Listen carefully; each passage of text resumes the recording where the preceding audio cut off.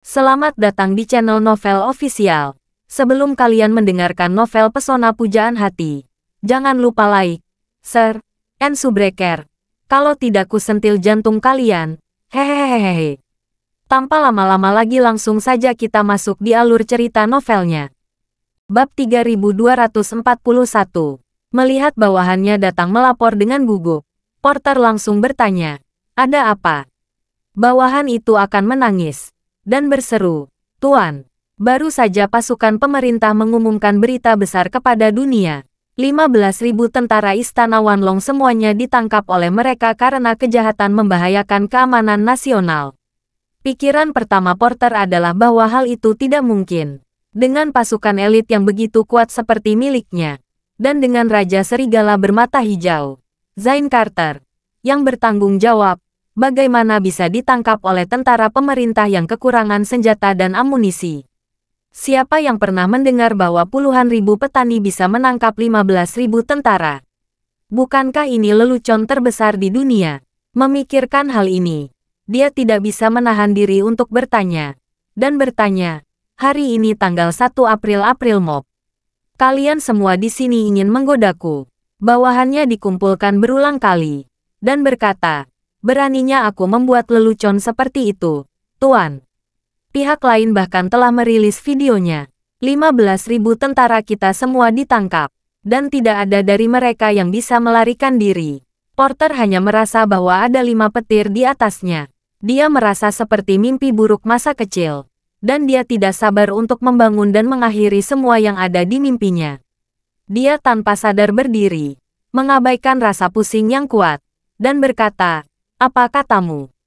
15.000 elit semuanya ditangkap oleh geng tentara kelas 3. Bawahan itu mengangguk dengan malu-malu, dan berkata dengan suara rendah, Ya, Tuan." Porter hampir pingsan, berteriak dan mengutuk, "Sial, itu 15.000 babi dan 15.000 koin." Di hutan belantara yang penuh perbukitan di Timur Tengah, pasukan mereka tidak mungkin menangkapnya secepat itu. "Tuan," bawahannya berkata dengan gugup, 15.000 tentara kita tidak hanya ditangkap, tetapi banyak perwira juga telah mengakui semua rencana strategi kita. Pihak lain sekarang memiliki semua bukti. Transkrip dan rekaman video telah diterbitkan. Dalam rekaman video juga ada Zain Carter sendiri. Informasi ini menimbulkan reaksi internasional yang sangat besar. Banyak negara yang mengutuk kita. Saat dia mengatakan itu, dia menyerahkan komputer tablet, membuka salah satu video, dan berkata, "Tuan, video pengakuan Raja Serigala bermata hijau ini telah menyebabkan tanggapan yang sangat besar di media." Porter menahan amarahnya dan mengklik untuk memutar video tersebut. Terlihat Zain duduk di kursi interogasi dan mengungkapkan semua informasi rahasia tentang Suriah dan Istana Wanlong. Melihat Zain benar-benar menggambarkan organisasi, Porter mengambil telepon satelit di atas meja, tiba-tiba memecahkannya di tangannya, menghancurkannya, dan berteriak dengan marah. "Zain, salah satu dari 4 panglima perang Istana Wanlong saya. Dia juga ditangkap. Apakah dia, seorang prajurit bintang 6, tidak punya apa-apa untuk dimakan? Dia mengumumkan bahkan niat strategis kita setelah ditangkap. Apakah dia tidak tahu bahwa dia telah melanggar hukum mati Istana Wanlong?" Hunter Lang juga bingung, dan berkata, "Berdasarkan pemahaman saya tentang Raja Serigala bermata hijau, dia tidak akan pernah muncul di Istana Wanlong. Apakah ada rahasia yang tersembunyi di sini? Informasi tersembunyi." Porter membentaknya dengan marah. "Bukankah kamu baru saja melihat videonya? Dia memberi tahu pihak lain tentang rahasia kita. Dan sekarang pihak lain telah mengumumkannya kepada dunia. Istana Wanlong akan segera jatuh ke dalam situasi di mana semua orang berteriak dan menghujat kita. Langsung saja, di masa depan, siapa lagi yang mau bekerja sama dengan kita di Timur Tengah?" Saat dia berbicara, dia berkemah dan berkata dengan gigi terkatup, "Lagi pula, penangkapan 15.000 tentara kita menjadi kerugian besar bagi Istana Wanlong. Pemerintah Suriah akan menghukum 15.000 orang ini, dan kita harus membayar kompensasi kepada keluarga mereka sesuai dengan hukuman lama penjara orang-orang ini." Bab 3242. Kalian harus tahu, Negara manapun di dunia mendefinisikan kejahatan yang membahayakan keamanan nasional sebagai kejahatan terburuk dan paling serius. Hukuman mati maksimum dan hukuman minimum lebih dari 10 tahun. Jika kasusnya seperti ini, maka kita akan mendapatkan kompensasi untuk keluarga tentara yang akan menelan biaya puluhan atau bahkan puluhan miliar dolar. Hunter Lang sedikit terkejut. Dia juga tahu bahwa meskipun organisasi tentara bayaran seperti Istana Wanlong tampak sangat kuat, pada kenyataannya, lebih dari setengah kekuatan berasal dari kekuatan uang. Sekarang kejadian sebesar itu telah terjadi. Jika Istana Wanlong tidak menggunakan uang untuk menyelesaikannya, maka bayaran 30.000 hingga 40.000 tentara yang tersisa mungkin akan keluar dari Istana Wanlong. Lagi pula, tentara bayaran ini tidak memiliki loyalitas kepada kelompoknya. Tidak seperti tentara di setiap negara. Mereka didorong oleh patriotisme. Bahkan jika mereka mati untuk negara di medan perang, mereka tidak akan mengeluh. Tentara bayaran benar-benar sekelompok pencari nafkah. Prinsip dasar mereka adalah melakukan sesuatu untuk mendapatkan uang, dan memiliki uang untuk melepaskan pilihan mereka. Sama seperti karyawan perusahaan. Jika bos bangkrut dan tidak punya uang untuk membayar gaji, kebanyakan karyawan akan mempercayai pengacara untuk mengajukan tuntutan hukum dan menuntut ganti rugi sambil mencari pekerjaan baru. Hampir tidak mungkin peduli dengan kesulitan bos yang kelaparan. Oleh karena itu, penangkapan 15.000 tentaranya akan menjadi ujian besar bagi Istana Wanlong. Oleh karena itu, Hunter Lang tidak mau bertanya, "Hal Master, apakah Anda punya solusi sekarang?" Porter berkata dengan ekspresi yang sangat marah. Apalagi yang bisa kita lakukan sekarang? Satu-satunya solusi adalah segera bernegosiasi dengan pasukan pemerintah. Berusaha sebaik mungkin untuk memenuhi permintaan mereka. Lalu minta mereka memerdekakan tentara kita dengan sukarela. Hunter Lang bertanya lagi. Bagaimana jika mereka tidak setuju? Maukah kita melawan dan menyelamatkan mereka? Apakah kamu gila? Porter memelototinya dan bertanya. Apakah kamu ingin Istana Wanlong secara terbuka menyatakan perang terhadap suatu negara? Jika demikian, kita akan membuat marah semua negara berdaulat di dunia. Dan semua orang akan marah. Di mana kita akan berdiri? Apakah kita akan menjadi bajak laut di Somalia? Jangan lupa, Somalia juga negara berdaulat. Jika kita menyerang negara berdaulat, bahkan jika tentara mereka sendiri tidak dapat mengalahkan kita, Perserikatan Bangsa-Bangsa akan mengirimkan pasukan untuk menghancurkan kita. Hunter Lang terdiam sejenak, dan mau tidak mau berkata, jika ini terjadi, maka kita harus bernegosiasi. Komandan Porter menghela napas, dan berkata, hari ini sudah tanggal 1 April. Tinggal 5 hari lagi sebelum upacara pemujaan leluhur keluarga Wade. Berbicara tentang ini, Porter berkata lagi, sejak mereka mengumumkan kepada publik bahwa mereka menangkap orang-orang kita, saya yakin mereka akan mengikuti prinsip dasar hukum internasional dan melakukan pengadilan publik. Begitu konferensi dibuka, setidaknya butuh beberapa bulan untuk mengumpulkan bukti, memperbaiki bukti, menuntut, dan mengadili sesuai proses normal. Kalau begitu, tunggu aku menyelesaikan urusan keluarga Wade terlebih dahulu. Nanti aku akan pergi ke Timur Tengah untuk bernegosiasi dengan mereka secara langsung. Solusi terbaik untuk masalah ini adalah memberi kompensasi kepada pihak lain dengan sejumlah uang dan meminta mereka membebaskan semua orang. Hunter Lang mengangguk, dan mau tidak mau bertanya, Hallmaster, apa rencanamu dengan Raja Serigala bermata hijau? Porter menggertakkan giginya, dan berkata dengan dingin, aku ingin membawa kembali ke Istana Wanlong, dan menginterogasinya secara pribadi di depan semua panglima dan jenderal perang. Tanyakan mengapa dia menyerah dan mengapa dia bertahan di Istana Wanlong. Bab 3243. Berita mengenai tentara pemerintah yang menangkap 15.000 elit Istana Wanlong dalam satu gerakan menimbulkan sensasi besar dalam opini publik internasional. Dan saat ini pesawat Concorde milik keluarga Wade, yang ramping dan anggun seperti angsa putih, mendarat dengan mulus di Bandara Aurus Hill. Saat pesawat berhenti di ujung landasan, sebuah helikopter sudah lama menunggu di tempat parkir. Identitas dua orang yang dibawa Charlie dari Timur Tengah sangat sensitif. Sheldon adalah putra sulung keluarga Schultz. Sejak kepergiannya, seluruh keluarga Schultz bahkan seluruh masyarakat telah mencari keberadaannya. Jika kemunculannya kembali di China saat ini bocor, pasti akan menimbulkan sensasi yang luar biasa. Mengenai Zain, mungkin ada beberapa orang yang mengenalnya di Tiongkok, namun terlalu banyak orang yang mengenalnya di luar negeri. Dia adalah salah satu dari 4 panglima perang Istana Wanlong. Dia memiliki ribuan orang yang baru saja ditangkap oleh tentara pemerintah Suriah. Ini membuatnya terkenal dengan cara lain. Jika kemunculannya di Tiongkok diketahui, hal itu tidak hanya akan menarik banyak perhatian, tetapi juga akan memicu perburuan Istana Wanlong.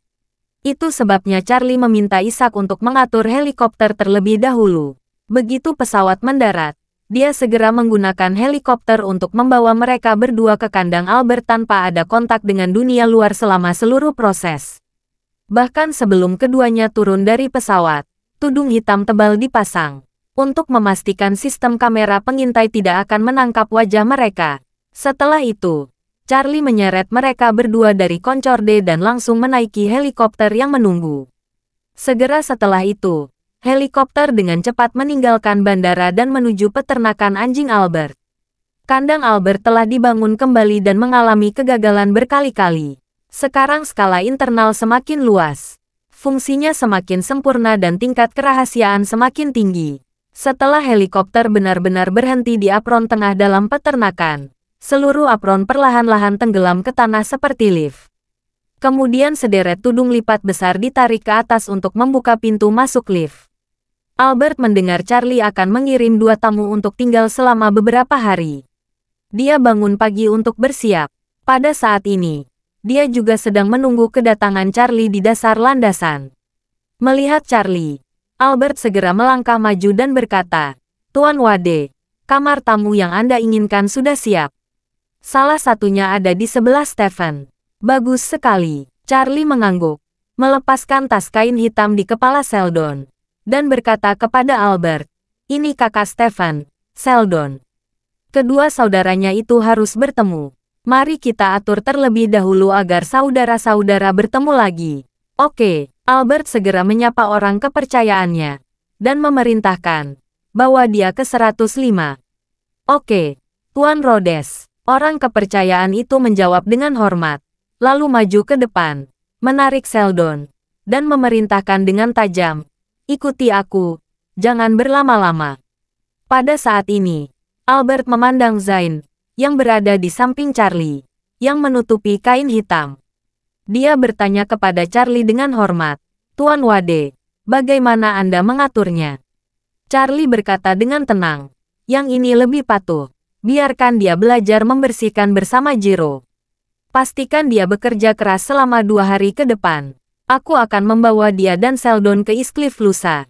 "Oke." Albert mengangguk, dan berkata kepada bawahan lainnya, "Pergilah, panggil Jiro." Bab 3244. Segera, Jiro, yang mengenakan celemek tahan air dan memegang sapu besar di tangannya, berlari. Melihat Charlie datang, dia langsung berkata dengan penuh semangat, "Tuan Wade, apakah Anda sangat sibuk? Anda tidak pernah ke sini." Charlie sedikit tersenyum dan bertanya kepadanya, "Jiro, bagaimana kabarmu akhir-akhir ini?" Jiro menjawab, "Sangat bagus, sangat bagus, sangat bagus. Tuan Rhodes dan bawahannya sangat baik padaku. Agak merepotkan saja saat melayani Walter. Tapi tidak masalah, kami bisa mengatasinya." "Walter," sudut mulut Charlie naik sedikit. Walter ini adalah bajingan yang meracuni ayah Doris, yang menyebabkan ayah Doris menderita gagal ginjal dan hampir mati. Melihat Jiro menyebut-nyebutnya, Charlie bertanya, "Bagaimana kabar Walter itu sekarang?" Jiro berkata sambil tersenyum, "Anjing itu hanya bisa berbaring di kasur setiap hari. Hanya makan, minum, dan bahkan mencuci darah, tidak bisa meninggalkan kematian." Orang tuanya Steve tinggal di kandang yang sama dengannya, tapi lelaki tua ini sudah tua. Ketika semakin tua, dia tidak akan bisa banyak merawat Walter. "Ya." Charlie mengangguk sedikit, dan berkata, "Kamu bekerja dengan baik di sini. Minta Albert meningkatkan standar hidupmu nanti, dan mengurangi beberapa beban pekerjaan." Ketika Jiro mendengar ini, dia berkata dengan bersemangat, Tuan Wade, apakah Anda mengatakan yang sebenarnya? Albert mengulurkan tangannya dan menamparnya, dan berkata dengan wajah lurus, Jiro, apakah kamu masih mempercayai kata-kata Tuan Wade? Kapan dia tidak menepati kata-katanya? Jiro menutupi bagian belakang kepalanya sambil tertawa dan berkata, Tuan Rhodes benar. Setelah itu, dia buru-buru melihat ke arah Charlie, mencampur bahasa Cina dan Jepang dengan rasa terima kasih, membungkuk dalam-dalam kepada Charlie dan berkata, Hai, Tuan Wade, terima kasih. Terima kasih. Charlie tersenyum dan berkata kepada Albert, Albert, menurutku bisnismu sangat bagus. Jiro, yang dulunya sombong dan mendominasi, sekarang menjadi sangat sopan. Terlihat bahwa dia telah menjalani pembaptisan dan merenovasi jiwa di sini. Kamu akan terus bekerja keras di masa depan. Albert sedikit malu, tertawa, dan berkata, Tuan Wade, Anda terlalu banyak menyanjung. Saya juga belajar dari Anda. Jika dia patuh, kami akan memperlakukannya lebih baik.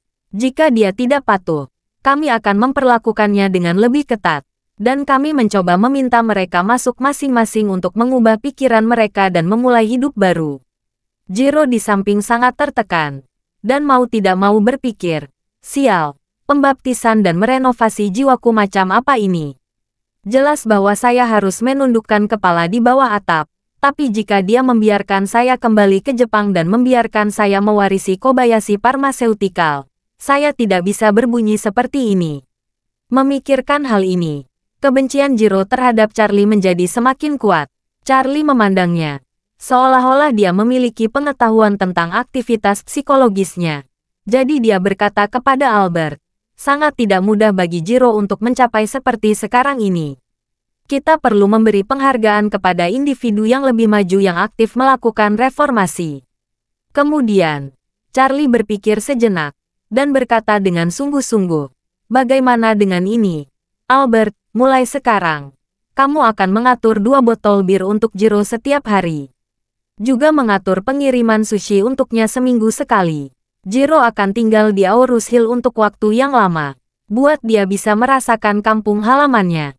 Jiro, yang masih membenci Charlie di dalam hatinya sekarang, menangis ketika mendengarnya. Dia memandang Charlie dengan tidak percaya, dan tidak bisa menahan isak tangis di dalam hatinya. Sial, apa yang salah denganku? Aku jelas sangat membenci Charlie. Oh sialan, mengapa saya merasa bahwa dia penuh dengan cinta kebapaan dan kecemerlangan manusia. Apakah ini sindrom Stockholm sialan? Bab 3245. Melihat wajah Jiro yang penuh air mata, Charlie menepuk pundaknya, dan berkata dengan sungguh-sungguh, Jiro, bekerja keraslah di sini, Albert dan aku tidak akan memperlakukanmu dengan buruk. Jiro membungkuk lagi dan lagi dengan rasa terima kasih, dan berkata dengan isak tangis di mulut, Tuan Wade. Terima kasih, saya pasti akan bekerja keras. Saya tidak akan pernah mengecewakan Anda dan Tuan Rhodes. Yakinlah. Charlie melihat Jiro membungkuk terus-menerus dan mengibaskan rambut sepanjang yang acak-acakan bola-balik, dan berkata dengan senyum puas, tidak buruk, aku sudah merasakan ketulusanmu. Setelah selesai berbicara, dia memandang Albert, dan berkata, Albert, beri Jiro 2.000 yuan lagi untuk uang saku. Jika Jiro menginginkan sesuatu, atau makan atau minum, kamu dapat mengatur seseorang untuk membelinya untuknya. Biaya belanjanya, tarik dari 2.000 yuan itu. Selama barang yang dia beli tidak melanggar prinsip, tidak ada masalah. Albert tersenyum dan berkata, baik, Tuan Wade. Setelah selesai berbicara, Albert memandang Jiro dan bertanya kepadanya, Jiro, Tuan Wade mendapat bonus 2.000 yuan. Mari kita lihat apa yang kamu inginkan. Aku akan mengatur seseorang untuk membelikannya untukmu. Jiro sangat bersemangat, dan berkata dengan bersemangat, terima kasih banyak, Tuan Wade. Dan terima kasih, Tuan Rhodes. Saya ingin 2 batang rokok, saya ingin celana dalam yang bersih, ingin cemilan manis. Berbicara tentang ini, Jiro menundukkan kepalanya. Suaranya menjadi seperti kata-kata. dan berkata dengan suara rendah, "Itu, aku, masih ingin, aku orang dewasa, aku ingin majalah untuk orang dewasa." Ketika Albert mendengar ini, dia tertawa dan berkata, "Jiro, lihat dirimu. Kamu sudah dewasa, apa yang kamu malukan? Jangan khawatir, aku akan mengatur semuanya." Jiro menangis lagi, dan berkata dengan penuh semangat, "Terima kasih Tuan Wade, terima kasih Tuan Albert." Di lubuk hati Jiro yang paling dalam, dia tidak bisa menahan rasa terima kasihnya kepada Charlie. Beberapa bawahan Albert sudah datang ke kamar tempat tinggal Stephen dan yang lainnya, membawa karpet merah tebal. Ruangan yang disebut tak lebih dari sangkar baja setebal ibu jari. Ada 10 sangkar baja seperti itu di setiap baris. Tidak ada yang menarik untuk tinggal di sini, karena hanya ada pagar baja antara satu sama lain. Dan jika ada yang mengeluarkan gas dari perut, bisa menyebar dari timur ke barat. Oleh karena itu, ketika Sheldon pertama kali masuk, dia melihat sekilas semua orang yang tinggal di sini. Di antara mereka ada adiknya yang mesum, Stephen. Stephen, yang awalnya sangat gemuk, telah kehilangan lebih dari 20 kati selama periode waktu ini. Meskipun hidup sulit, kulitnya terlihat bagus. Bahkan hati menggambarkan parah yang asli mungkin telah hilang. Saat pertama kali masuk, Stephen benar-benar hancur. Dia putra surga yang sombong, dan dia dimanjakan sejak masih kecil. Bagaimana bisa mengalami kehidupan seperti itu? Tapi setelah sekian lama, lambat laun dia terbiasa dengan semuanya. Steve dan Walter, ayah dan anak, juga sudah terbiasa dengan cara hidup di sini. Meski masih ada keluhan di hati mereka, umumnya mereka sudah bisa menerima nasibnya. Pada saat ini, ketika semua orang melihat anak buah Albert mulai membentangkan karpet merah sepanjang koridor, semua orang tidak dapat menahannya. Melihat ini, Stephen tidak dapat menahan diri untuk berdiri, dan berkata sambil mencibir melalui pagar baja, "Oh, kita punya tetangga baru lagi." Setelah selesai berbicara, dia melihat ayah Walter, Steve di kamar sebelah, dan bertanya, "Hei, Steve, mungkinkah itu kerabat lain dari keluargamu?" Bab 3246. Steve memutar matanya ke arahnya, dan berkata dengan tidak puas, "Kerabatku. Mungkin dari keluarga Schultz." Stephen berkata sambil tersenyum, "Sial, situasi keluarga Schultz berbeda denganmu. Dalam keadaan normal, bagaimana keluarga Schultz kami bisa ditangkap oleh anak bernama Charlie Wade itu?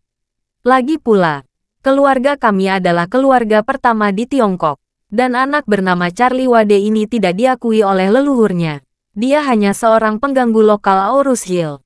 Dia bukan siapa-siapa." Steve tidak dapat menahan diri untuk bertanya, "Kalau kamu sangat kuat, mengapa kamu menjadi tetanggaku di sini?" Stephen mengayunkan tangannya.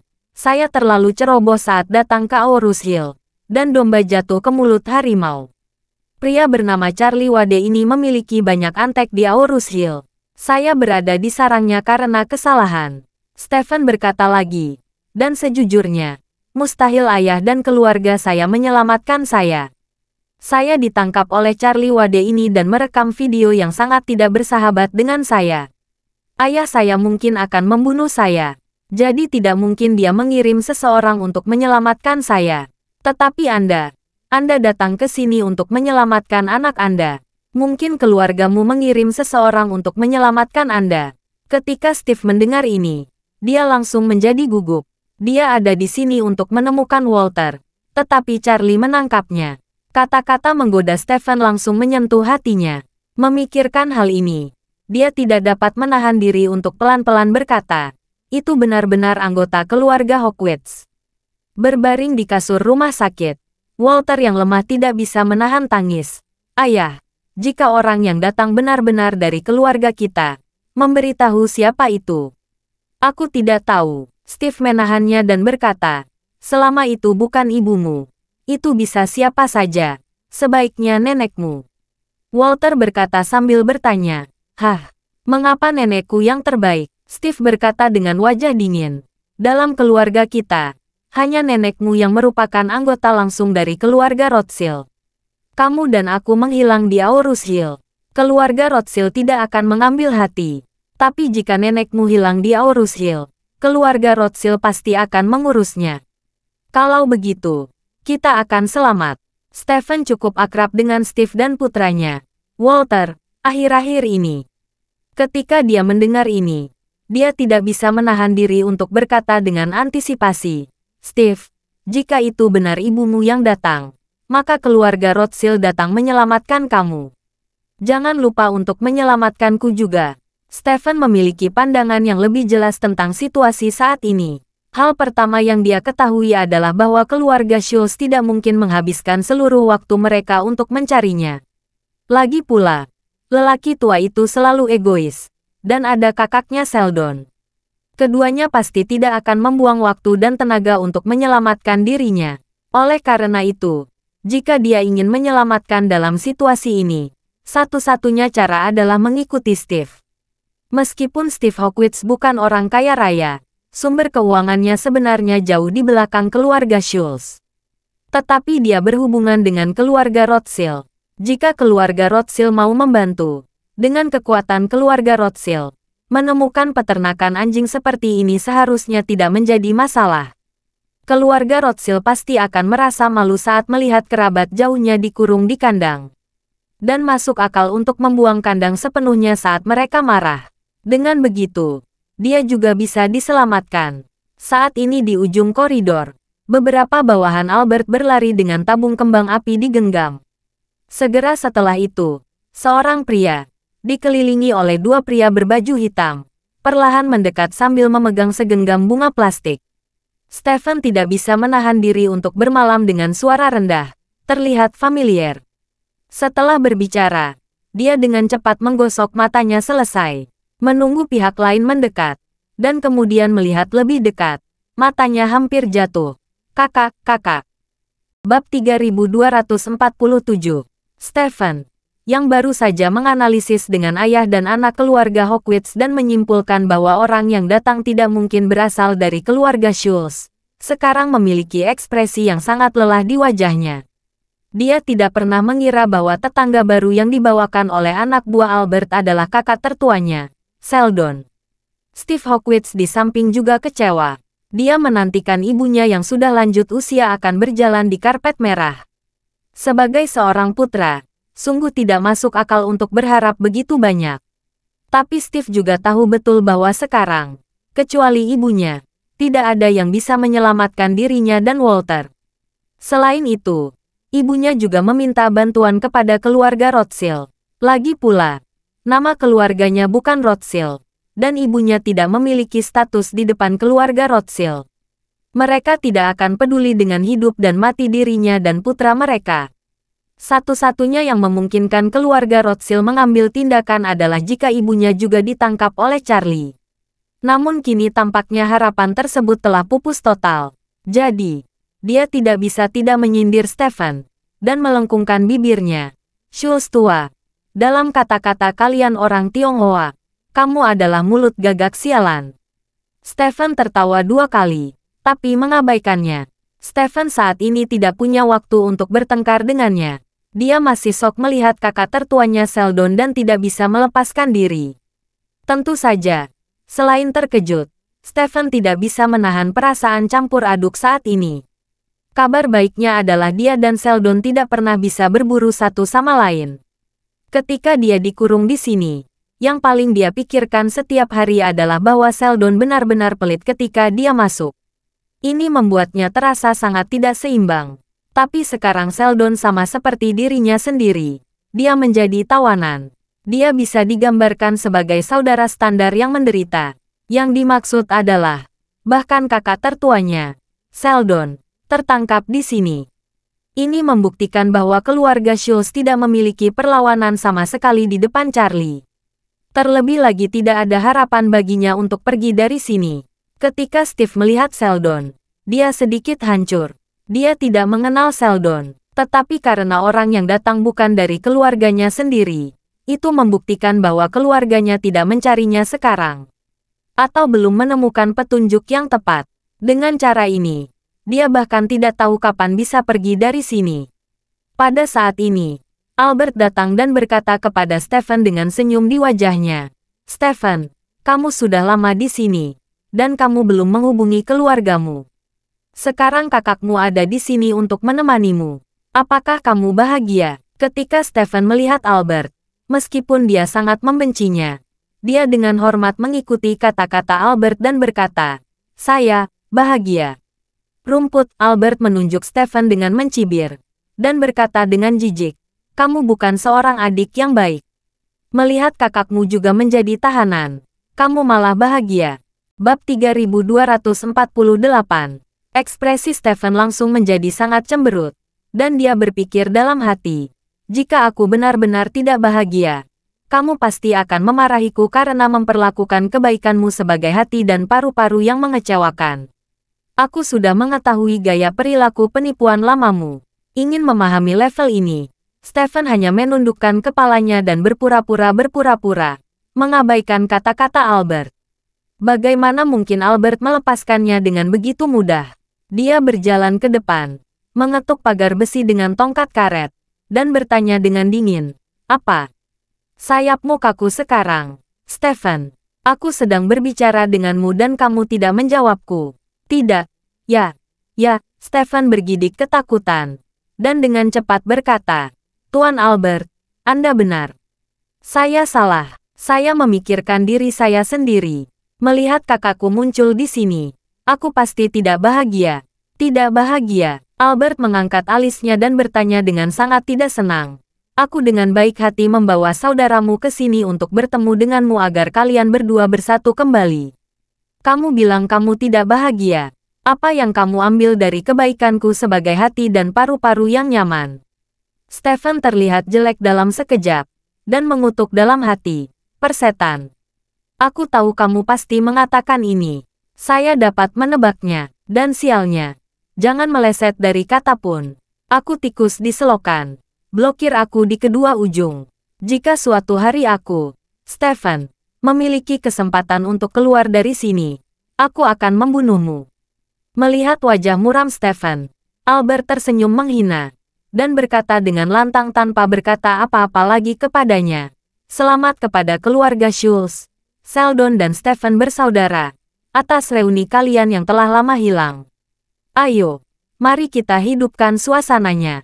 Begitu kata-kata itu terucap, sekelompok anak buah Albert segera membunyikan tabung kembang api. Semua jenis payet dan pita warna-warni menyembur keluar, membuat Sheldon dan Stephen sangat malu.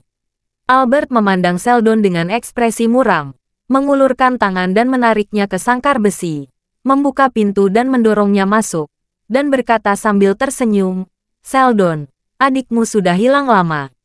Kalian berdua pasti memiliki banyak hal untuk diobrolkan. Saya tidak akan mengganggu kalian untuk mengenang masa lalu." Setelah selesai berbicara, dia melambai kepada bawahannya dan berkata, "Oke, Jackie, ayo pergi. Berikan mereka 2 botol Ergotou nanti. Saya pikir mereka pasti punya banyak hal untuk dibicarakan hari ini." Adik laki-laki bernama Jackie dengan cepat berkata, "Baik bos, saya akan segera mengambilnya." Albert dan anak buahnya pergi. Sementara Sheldon dan Stephen saling memandang dengan cemas. Merasa sia-sia, Sheldon mengulurkan tangan dan melemparkan buket bunga palsu ke tanah, serta membersihkan pita dan payet di tubuhnya. Saat Stephen melangkah maju untuk membantu, dia bertanya kepadanya, "Kakak, ada apa denganmu? Bukankah kamu pergi ke Australia untuk menghindari pusat perhatian?" Sheldon berkata dengan marah, "Ada apa? Saya juga ingin mengetahui apa yang sedang terjadi. Setelah kamu menghilang, Charlie mengungkap masalah lelaki tua itu yang ingin menyakiti Helen. Termasuk video yang kamu dan Matteo akui. Ketika saya keluar, lelaki tua itu dimarahi seperti anjing, dan dia tidak tahan lagi. Dia memanggil saya kembali dari Australia karena disalahkan." Stephen bertanya kepadanya, Kamu ditangkap di sini oleh Charlie karena menjadi kambing hitam lelaki tua itu." Sheldon menghela napas dengan wajah tertekan, dan berkata, "Sial, aku tidak beruntung selama periode waktu ini. Awalnya aku diatur oleh lelaki tua itu untuk bertemu Yahiko Ito. Siapa sangka saya tidak akan membahas Yahiko. Saya baru saja ditangkap oleh Charlie, lalu dibuang ke Suriah." "Apa, Suriah?" Stephen bertanya dengan heran. Mengapa kamu pergi ke sana? Sheldon kesal, meludahi, dan mengutuk. Bah, pernyataan yang sungguh-sungguh sial. Charlie sebenarnya memiliki teman panglima perang oposisi di Suriah. Dia melemparkan saya ke markasnya dan memenjarakan saya. Hidup di sana sangat sulit, namun saya bisa menyesuaikan diri. Tapi siapa yang mengira setelah beberapa hari perang ada sialan? Saat dia mengatakan itu, Sheldon mengungkapkan semua pengalamannya di Suriah selama periode waktu ini seperti membuang sampah. Kata-kata ini benar-benar tidak nyaman di hatinya, dan dia bahkan tidak pernah memiliki seseorang untuk curhat. Meskipun Stephen tidak memiliki hubungan yang baik, mereka masih bersaudara. Jadi saat ini, dia tidak tahan lagi, dan menceritakan semua hal yang dialaminya. Bab 3249. Stephen benar-benar tidak mengira kakaknya telah mengalami masa sulit akhir-akhir ini. Sebaliknya, dikurung di sini bisa dianggap sebagai ketenangan. Meskipun kebebasan pribadi dibatasi dan kondisi kehidupan agak keras, setidaknya dia tidak harus hidup di bawah tembakan artileri sepanjang hari. Dan itu merupakan tempat terpencil dan dilanda perang di Suriah. Kedua bersaudara itu penuh emosi pada saat itu, dan keduanya telah bertengkar sejak kecil. Tiba-tiba merasakan simpati satu sama lain saat ini. Saat ini, bawahan Albert sudah mengirimkan 2 botol ergotou dengan suhu 56 derajat. Kedua bersaudara itu mendesah tak henti-hentinya mengambil botol anggur putih dan minum bersama.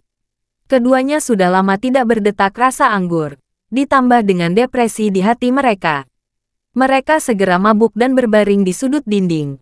Di sisi lain, setelah Charlie memberitahu Albert untuk menjaga orang-orang ini di bawah pengawasan ketat, dia meninggalkan kandang dan kembali ke Villa Elit Thompson. Kekalahan besar Istana Wanlong di Suriah memicu efek berantai bencana saat ini. Hanya sehari kemudian, kejadian ini semakin menyebar secara internasional. Bahkan media Tiongkok pun ikut memberitakannya. Menurut berita, organisasi tentara bayaran ilegal di luar negeri Istana Wanlong bermaksud melanggar negara berdaulat dan ditangkap oleh negara. Ini adalah kemenangan terbesar dalam perang kedaulatan negara dalam beberapa tahun terakhir, yang sangat mendorong moral negara. Menjabarkan Istana Wanlong sebagai organisasi tentara bayaran ilegal di luar negeri menjadi definisi berita eksklusif untuk media Cina. Hampir setiap negara di dunia yang memberitakan berita ini memiliki sikap yang sama. Sebab, di hadapan negara dan negara yang berdaulat merupakan landasan fikih. Dan organisasi bersenjata seperti Istana Wanlong benar-benar bertentangan dengan prinsip hukum. Semua adalah negara berdaulat, jadi tentu saja negara-negara ikut mengutuk perilaku ini. Ini seperti negara-negara di seluruh dunia. Meskipun terdapat berbagai persaingan dan persaingan, namun setiap orang memiliki sikap yang sama terhadap perompak Somalia, yaitu menyerang dengan tegas dan tidak pernah sekalipun. Oleh karena itu, situasi Istana Wanlong di kancah internasional menjadi semakin pasif. Afrika, serta negara-negara lain di Timur Tengah yang mempekerjakan Istana Wanlong, segera mengakhiri kerjasamanya dan menarik garis yang jelas.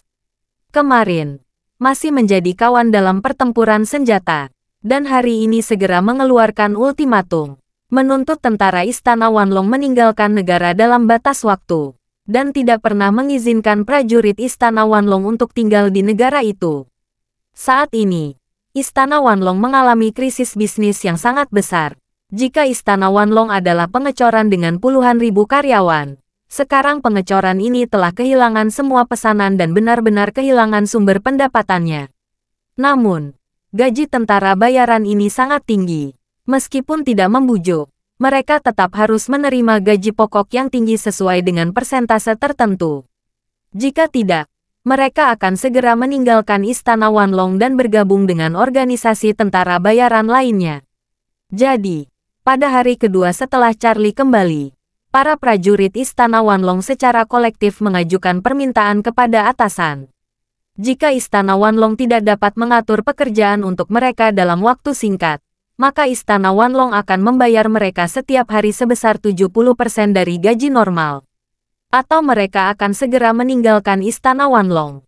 Ketika Panglima Perangnya ketiga melaporkan informasi tersebut kepada Porter, dia yang sudah gelisah menjadi semakin khawatir. Porter tertarik gigi dan memarahi semua orang. Sampah. Kalian sekelompok sampah. Ini cara kalian perwira tingkat menengah dan tinggi memimpin tim. Mengapa mereka tidak memiliki kesadaran atau kehormatan kolektif pada saat-saat kritis? Bab 3250. Mengapa tidak ada satu orang pun yang mengungkapkan kesediaannya menemani Istana Wanlong mengatasi kesulitan? Saat ini, mereka hanya meminta uang. Mereka lebih kacau dari orang yang bahkan tidak pernah beruntung, bukan? Hunter Lang dengan cepat berkata, "Tuan, bawahan kita adalah tentara bayaran. Orang-orang ini dulunya adalah pasukan khusus dari berbagai negara. Ketika mereka mengabdi pada tanah air mereka memiliki kesadaran dan kehormatan yang kuat. Tapi kesadaran itu berubah menjadi sesuatu yang kosong. Itulah cinta dan kesetiaan di tanah air yang mereka kumpulkan selama 20 hingga 30 tahun atau bahkan 30 hingga 40 tahun dari masa kanak-kanak hingga dewasa. Tapi setelah menjadi tentara bayaran, tujuan mereka sangat sederhana. Mereka hanya menghasilkan uang." Hunter Lang berbicara begitu banyak berturut-turut, tidak dapat menahan desahan, dan berkata, "Ini seperti para wanita yang terjatuh di masyarakat. Sebelum terjatuh, mereka bisa berbicara tentang perasaan. Tetapi sejak mereka menjual diri mereka, mereka datang untuk menghasilkan uang. Jika kita tidak memberikan uang dan masih ingin mereka menjalin hubungan dengan kita, itu benar-benar tidak realistis." Ketika Porter mendengar ini, ekspresi menjadi merah dan kemudian putih. Dia tentu saja tahu arti kata-kata Hunter Lang, dan dia juga mengerti. Jika dia ingin tentara membayar bayarannya tanpa bayaran, itu hanya mimpi. Namun, dia benar-benar tidak bisa menerima kerugian yang lebih besar saat ini. Jika semua orang pergi, bagaimana Istana Wanlong akan berkembang di masa depan? Hanya saja kelompok orang ini agak terlalu kejam. Begitu ada yang tidak beres, mereka langsung menuntut agar mereka dibayar 70% dari gaji normal mereka. Ada puluhan ribu orang, dan biaya gaji per hari lebih dari 100 juta dolar AS. Selain itu, dia masih harus mengeluarkan uang untuk menyelamatkan 15.000 tentaranya di Suriah. Selain itu, kerugian besar telah ditimbulkan selama perang, dan jumlah ini akan meningkat secara eksponensial. Hal yang paling memberatkan adalah semua negara sekarang tidak mau bekerja sama dengan Istana Wanlong, dan pendapatan lanjutannya hampir terputus. Siapa yang tahu kapan ini akan berhenti sebelum ada perubahan haluan? Menurut perhitungan ini, jumlah kerugian kali ini, miliaran dolar tidak dapat dihindari. Memikirkan hal ini, Porter merasa sangat tidak nyaman. Istana Wanlong membahas kesulitan yang begitu besar, dan dia tidak bisa menyelesaikannya dengan segera. Perasaan berada di luar jangkauannya ini membuatnya merasa semakin sakit. Pada saat ini, Hunter Lang membujuk, "Tuan, saya pikir Anda sebaiknya menyetujui permintaan mereka terlebih dahulu. Dapat diterima untuk menghabiskan sedikit lebih banyak dalam periode yang luar biasa ini. Perusahaan Blackwater di Amerika Serikat selalu ingin memburu orang-orang kita. Mereka juga berada di Timur Tengah. Banyak negara mendapat perintah dari Gedung Putih, dan mereka kekurangan tenaga. Jika kita tidak menstabilkan moral tentara, saya khawatir mereka akan keluar dan pindah ke organisasi lain." Porter mengangguk dengan wajah dingin, dan berkata, "Lakukan saja apa yang kamu katakan. Biarkan semua orang beristirahat setelah mundur dari garis depan. Selama masa istirahat, kami akan membayar 70% dari remunerasi. Untuk hal lain, tunggu sampai saya kembali."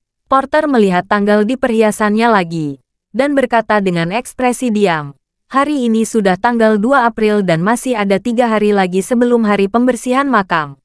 Selesaikan masalahnya. Tanggal 6 April, tanggal 7 April paling lambat. Kita bisa berangkat ke Suriah." "Baiklah," Hunter Lang berkata tanpa ragu. "Kita akan merebut Gunung Winteri bersama-sama dan memaksa keluarga Wade menyerahkan Gunung Winteri, dan segera memindahkan peti mati orang tuamu pada tanggal 6 April." Porter mengulurkan tangan dan berkata dengan dingin, "Waktu hampir habis. Jangan menunggu sampai tanggal 6 April. Lusa kamu ikut denganku untuk mengeluarkan abu orang tuaku dan memasukkannya ke dalam peti mati yang aku siapkan. Tanggal 5. Bawa abu orang tuaku ke Gunung Winteri. agar mereka menyaksikan bagaimana aku membuat keluarga Wade berlutut dan menghancurkan Kurtis menjadi abu. Terima kasih sudah mendengarkan cerita novel Pesona Pujaan Hati. Sampai jumpa di novel selanjutnya.